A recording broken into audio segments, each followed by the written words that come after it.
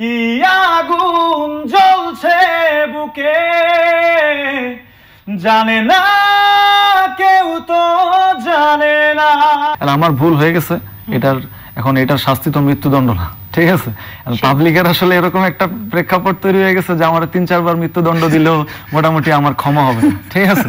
এখন এরকম ভাবে আসলে একজন শিল্পীকে দেখা যাবে না যে একজন শিল্পী হচ্ছে মানুষ না, শিল্পী হচ্ছে মানুষের বাইরে যে একটা প্রোডাক্ট, যার কোনো ভুল হয় না, যে হচ্ছে রোবট, যে সুইচ চাপলে শুধুমাত্র সঠিক কাজ তার মাধ্যমে বেরোয়। আমার গান আমি করে যাব, আর আগামী 10 বছর পরে হইলেও আশা করি যে পাবলিক আমারে ক্ষমা করে দিয়ে আমার গানগুলো শুনবে তখন। আপনি এই ব্যাপারে কি যুক্তি খণ্ডাবেন আমার কাছে? যুক্তি কি যুক্তি দেবেন? যুক্তির কোনো কিছু আমি দিতেছি না আসলে। আর ইস্পাহানি বেকারি ফ্রেশ, স্বাদের আবেশে একটু আয়েশ।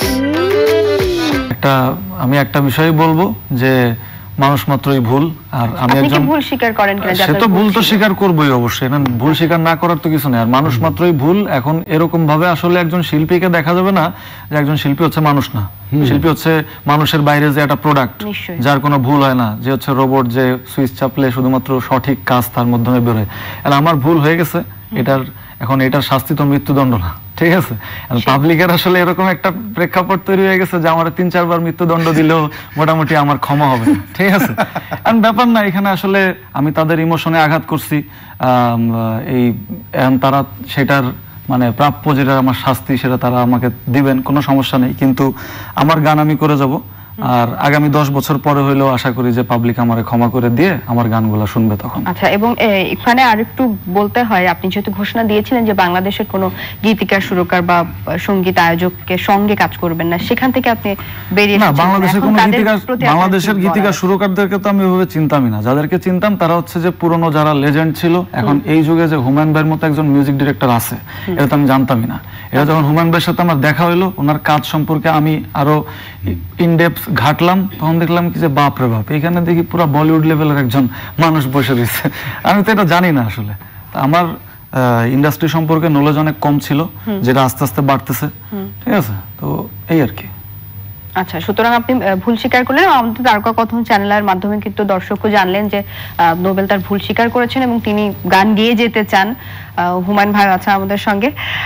আচ্ছা, একটু নোবেলের গলায় গান শুনি, খালি গলায় একটু 2-4 লাইন গান শুনি। কি গান শুনবেন? সম্ভব? আপনার যেটা প্রিয় একটা গান শোনান, আপনি নিজে অভিনয়ের গানটাই শোনাই। আচ্ছা।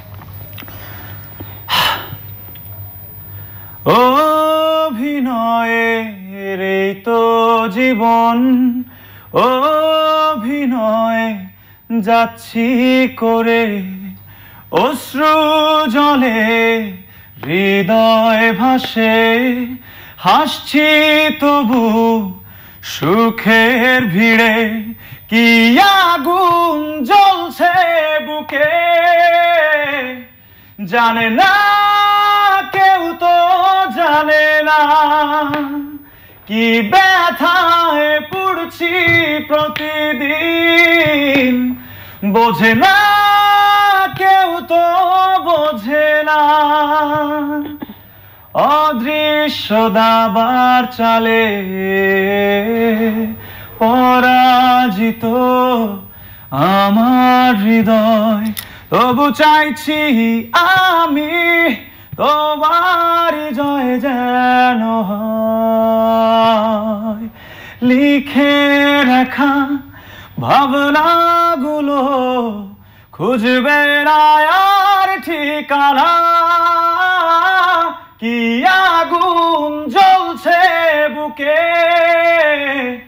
জানে না কেউ তো জানে না, কি ব্যথায় পড়ছি প্রতিদিন, বোঝে না কেউ তো বোঝে না।